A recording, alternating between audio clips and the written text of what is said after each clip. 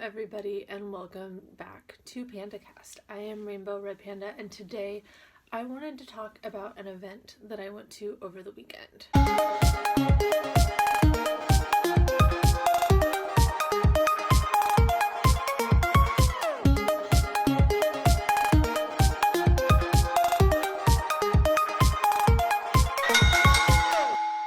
So this past Saturday, I went to the GCW pay-per-view titled I Can't Feel My Face, which took place at the House of Independence in Asbury Park, New Jersey.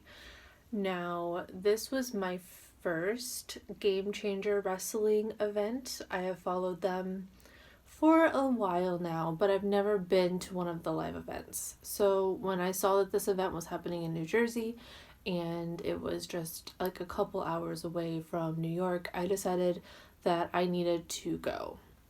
So I got on the train, I went to New Jersey, and it was a really, really great experience. I think that Game Changer Wrestling is probably, in my opinion, one of the biggest independent companies out there currently, at least what I consider to be independents.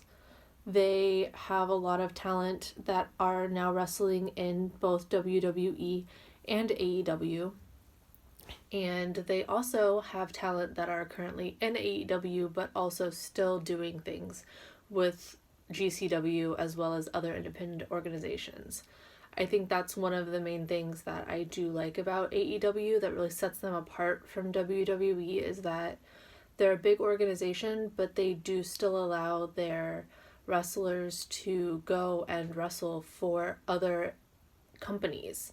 And that's a really unique quality that I don't understand why WWE would have like a no compete clause, just because it really just gets those wrestlers' names out there.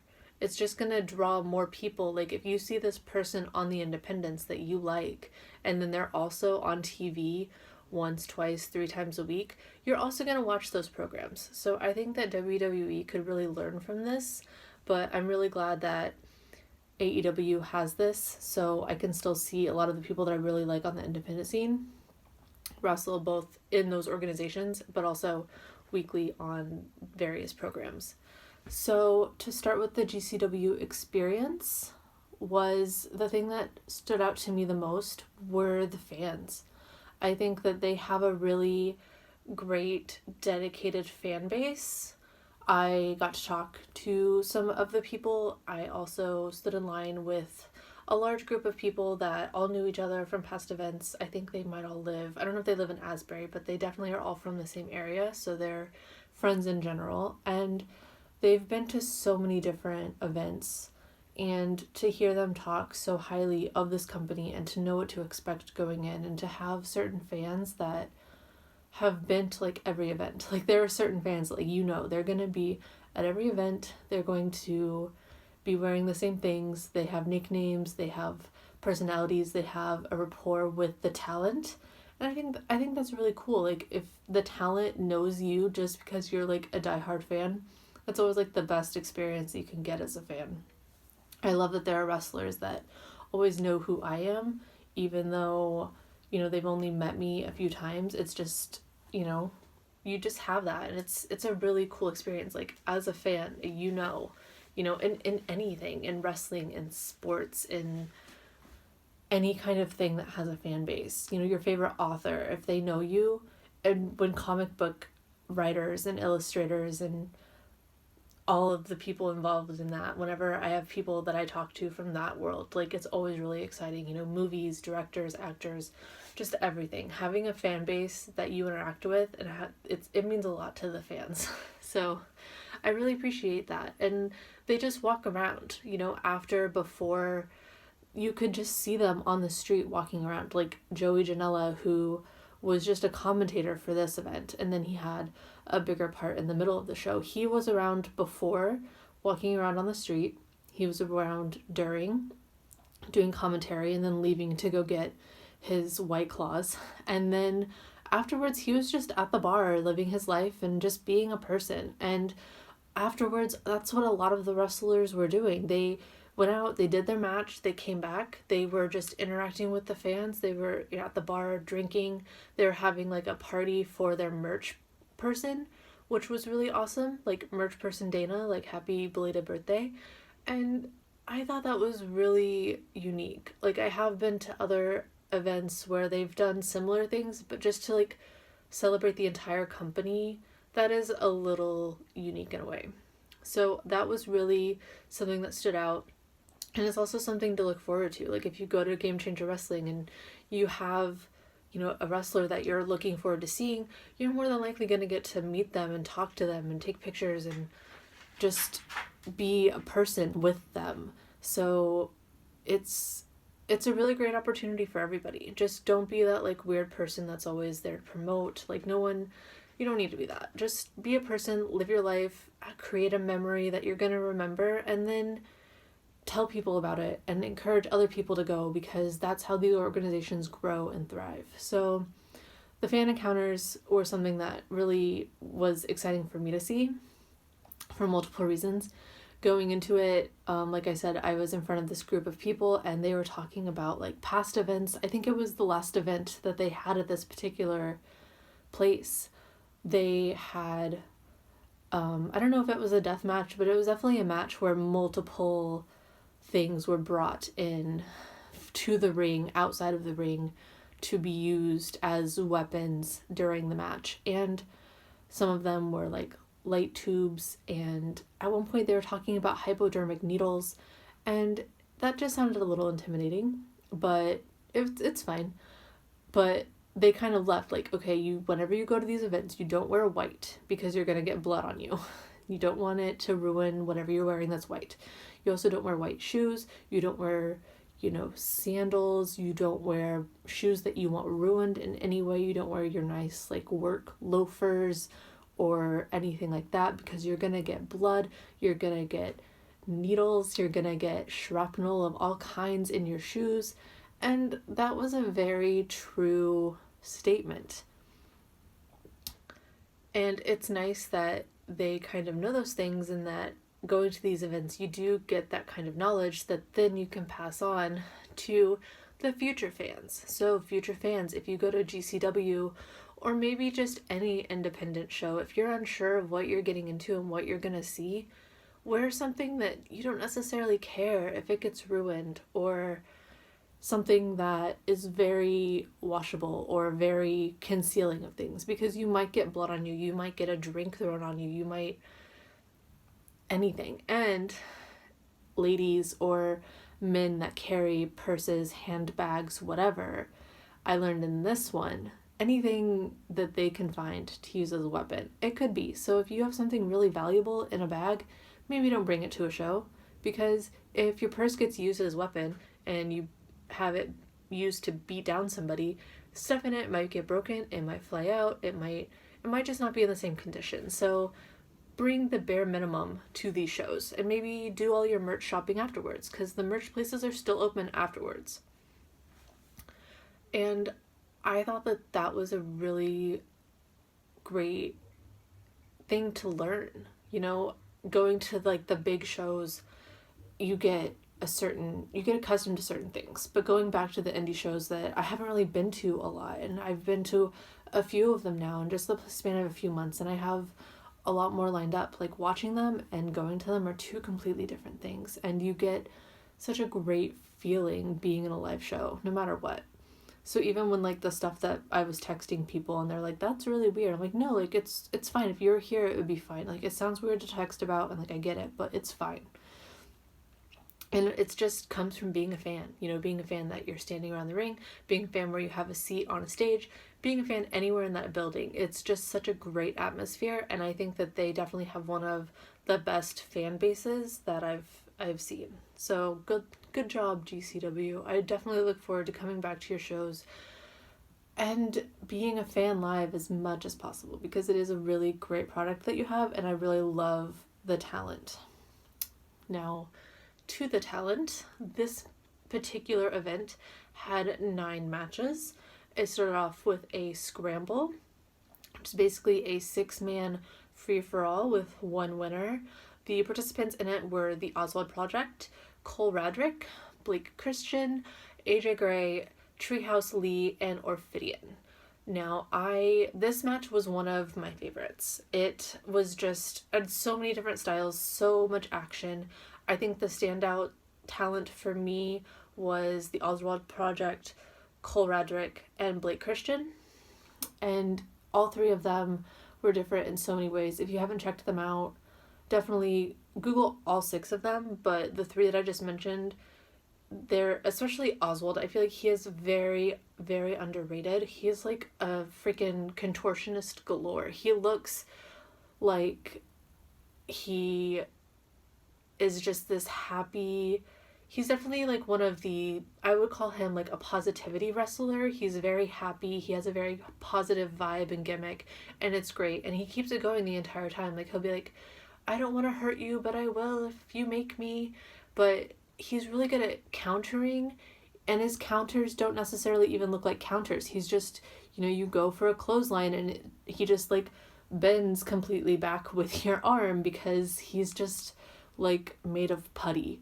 And it's just so interesting to see, and it's just a different style than you're used to seeing. So definitely check him out, as well as Cole Radrick and Blake Christian. They both have such an amazing style, and I love all of them. I did talk to Blake a little bit afterwards, and he just seems like such a nice, down-to-earth guy, and I really hope that he has a future in one of the big industry companies, because he's just so talented.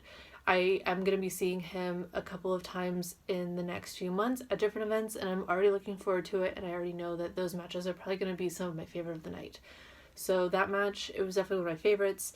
Blake Christian was the winner, and I could not be happier for him.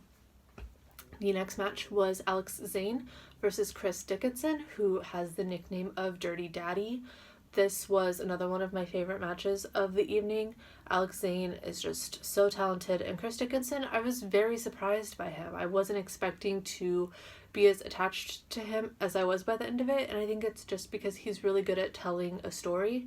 And while his wrestling style may not be my absolute favorite, he is really talented. And at the end of it, to give a speech and talk about how sick he was and how he was on antibiotics, and he was surprised that he didn't shit his pants during the match, that says a lot. It really does. You have to respect these people and what they do, and they're willing to go out and do whatever it takes to put a show on for you. So that match, it was really good. The ending, Zane was just amazing, and the whole thing, it was really good. The next match was Schlack versus Gregory Iron.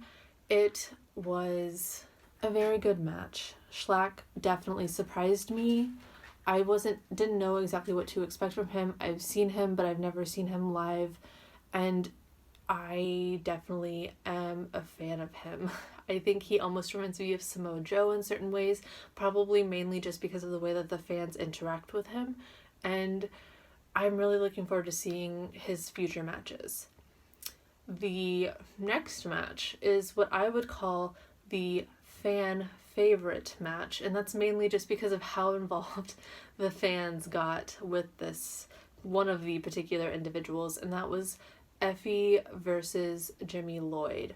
Now, if you aren't familiar with Effie, he is a very out and proud wrestler. He has a lot of events that kind of encompass the LGBTQ community, especially the wrestling community, which is coming so far, and I'm really looking forward to seeing what happens with the bigger companies and how they choose to embrace their LGBTQ members, because they're out there and they want to have storylines, and they want them to be legit storylines and have purpose, and eventually they're gonna not get ignored. But Effie, he's out, he's proud, he's living his life, and Jimmy Lloyd was just so amazing at giving Effie the just fan approval of the evening. He was anything Effie would throw at him, whether it be some moves involving his penis or the fact that his literal, like, bare ass was out for, I would say, at least 2/3 of the match. He just encompassed it. He went with it. He had the best reactions, and I think his reactions to the things that Effie was doing made the match that much better. And just the surprise of his ass being out at all, and then him trying to, you know, pull up his trunks and put it away, and the fans would be upset, so he would have to bring it back out. It was a very different match, but it was so good, and I look forward to seeing what Effie has to offer in the future. I have seen some of his other stuff, and it seems like this is just what you're gonna have to deal with. If he ever gets signed by WWE, I would love to see what they do with him. It would almost be like bringing back the women's bra and panties matches, only it would be Effie, and he would make it very entertaining. The next match that I want to talk about is Alex Cologne versus Matthew Justice. This is what I am definitely calling like the most extreme match of the night. It went all over the arena. I say that it's a very small venue, but it took over the stage that I was sitting at. The whole stage was covered in blood and spit and fluids, and lots of objects were used. And it was definitely like when I said earlier that the fans that I was around said that you would get covered in blood, like, they were not lying. Like, I left with blood on my skin and on my clothes, and it really makes me hope that GCW has a policy for that, like maybe blood testing for their people. I don't expect like a strict no drug policy and all of that, but maybe just make sure that the blood of your superstars or your professional wrestlers, as they're called in anywhere but the WWE, is clean, both for the wrestlers and for the fans. If you're gonna have blood out there for people to come in contact with, please make sure that it's not contaminated. At one point, you know, Alex just licked Matthew's blood, and yeah, during that moment I really, really hope that they have a thing in place to know that there's no contamination. But it was a really good match. It was brutal, it was bloody, but it was great. And I think part of it was being in the middle of all of it and kind of being a part of it, you know, having this large man like come at me and tell me to move, like, while pushing me away. It's definitely the most memorable part of the night for me. So getting fans involved both in the matches and talking with them before and after, definitely a good business plan, as long as you're not putting the fan through a table, or in this case a door that is put onto 2 chairs that is a makeshift table. So the next match, it was the emotional match of the night. It was Tony Deppen versus Jake Atlas. It was Jake Atlas's last match in the Indies before he reported to WWE's Performance Center, where he is now living his best life, hopefully as a future superstar of NXT. But it would be cool if he just surpassed NXT and made his debut in the Royal Rumble that's coming up here soon, but we'll see what happens with that. It was a really great last match. Both of those individuals are super talented. I don't expect Tony to be in the Indies for much longer. He is so talented on his own, but him and Jake worked so well together. They have such chemistry, and I really hope to see them have a match in the major leagues one day. Afterwards, Tony delivered this amazing goodbye speech, and it was just so great. It was very tear-jerking, it was very emotional, and it was just the perfect send-off for Jake.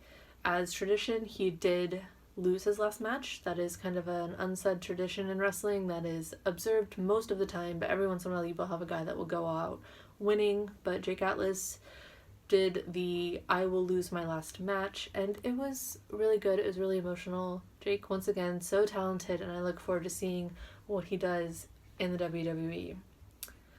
And then the last 2 matches, they kind of blended together a little bit, because it started off with Ricky Shane Page, otherwise known as RSP, otherwise known as RS Pussy by the fans, versus Nate Webb. Now, this match was a non-title match. RSP is the current champion. It was a non-title match, And it was a pretty good match. RSP is definitely the perfect heel. He is so good at making you dislike him. I'm sure in real life he's probably an acceptable human, but in the ring and just on the mic and everything, he's really good at making you not like him, and it's just a really good quality to have. So the whole time you are rooting for Nate, and it's just it was a very good match. When it ended, it quickly went into the main event, which was Nick Gage versus Killer Kross. It happened very quickly. Nick Gage was just suddenly in the ring fighting with RSP, and then all of a sudden you had Killer Kross, who looked like he was in a chauffeur's outfit, like literal like fancy suit, just in the ring. They started going at it. The match officially started, and it was a perfect ending for the night. It was a brutal match. Most of the matches on the card did involve using doors as weapons. Some multiple doors, some doors with barbed wire, some doors with like razor blade type things, some just regular doors. But doors were used. This match was no exception. And it was just really cool to see how good these two individuals work with each other. Like Killer Kross, he is just an animal. But he unfortunately didn't come out on top for the evening. Nick Gage, he took it. It was a great match from start to finish, and it was, like I said, the perfect main event.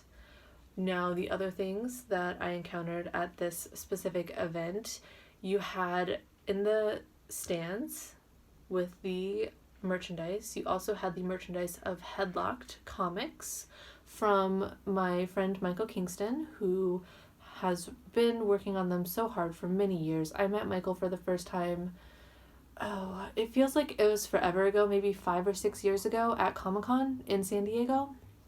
He's so nice, and he's just so interested in so many things, and I love the product. I bought new sets of all 4 of the novels, as well as some prints from him, and I do plan on talking about the comic as a whole in a standalone episode. So if you haven't checked those out, definitely do it. He's on Twitter, he has a website, it's great, and it was really nice to see him and to get more of the product, so go check them out. The last thing about this pay-per-view was Joey Janella started off on commentary, and then halfway through, when they had their intermission, he came up into the ring and announced that he was going to not only just be a commentator for GCW and be behind the scenes man and whatever, that he loved his life in AEW, but he missed the indies, and so he has announced that he will be returning to in-ring action at the next GCW event that they do in New Jersey, which I believe is February 15th. It is in Atlantic City. I more than likely am going to be attending it, but it is a little bit further away than Asbury, so it will be a little bit more of a time commitment, which is the only reason that I might not end up going. But I'm very excited to see Joey back in GCW. His GCW matches were some of my favorites of the company, and he definitely is a good face for them to have. On top of having his events like Joey Janela's Spring Break, Joey Janela's Lost in New York, and all the other events that he's put his name on for the company, he is just a really good, well-rounded wrestler who's willing to be the face. People love him, but he's also just so talented and able to showcase himself so much more. And I'm looking forward to seeing what he does with this, and to see if maybe, we bring back some of the old feuds that he had. I think that would be really cool. I would love to see. I watched a Joey Janela match. It wasn't with GCW. I believe it was with ICW, and it was the one that he did with Orange Cassidy, where he was Tangerine, freshly squeezed Tangerine Cassidy, and it was so funny and so good. And Orange Cassidy still does a lot of the indies as well, and he's done events with GCW. So, to see them have a match again, I would love to see Joey Janela and Alex Zane have a match. I would love to see Joey Janela and Blake Christian have a match. Joey Janela and RSP would have a great match together. Joey Janela is just endless. He could have a great match with anybody. So, If you guys get the chance to go see anything from GCW, definitely go and do it. All their pay-per-views and events that they do are on Fight TV, so you can get the app. This pay-per-view, I believe, was like $13, so it doesn't break the bank. It's not like a $50 to $70 commitment. It's just a small $13 fee. If you have a couple people watching it, you can save money and just all split the cost. So definitely watch Game Changer Wrestling. Let me know what you think of it if you do check it out. And that's all I really have to talk about for this episode. Next week, I will be coming back with a Royal Rumble episode. Me and my first guest, Spin Dash, from my other podcast that I am on called The Nerd Rage Renegades. We're going to be just talking about the Royal Rumble, its history, predictions for this year's event, thoughts, favorites, all of it. So if you guys have any Royal Rumble things, you can also let me know about that. You can let me know on Twitter at rainbow_Sarah. This video goes up on YouTube. I am on pretty much every podcast platform that there is at this point. And yeah, let me know what you guys think. And if you're gonna watch a match this week and you're not gonna just watch I Can't Feel My Face, because that's what I would recommend, is just watching the entire pay-per-view, I guess watch the Joey Janella versus Orange Cassidy for the ICW title. It took place in 2019, and it was a great match. The full match is on YouTube. You can't miss it. So I hope you guys all have a wonderful week. Watch lots of wrestling, read lots of comics, do all the things that interest you, and I will see you next week. Bye.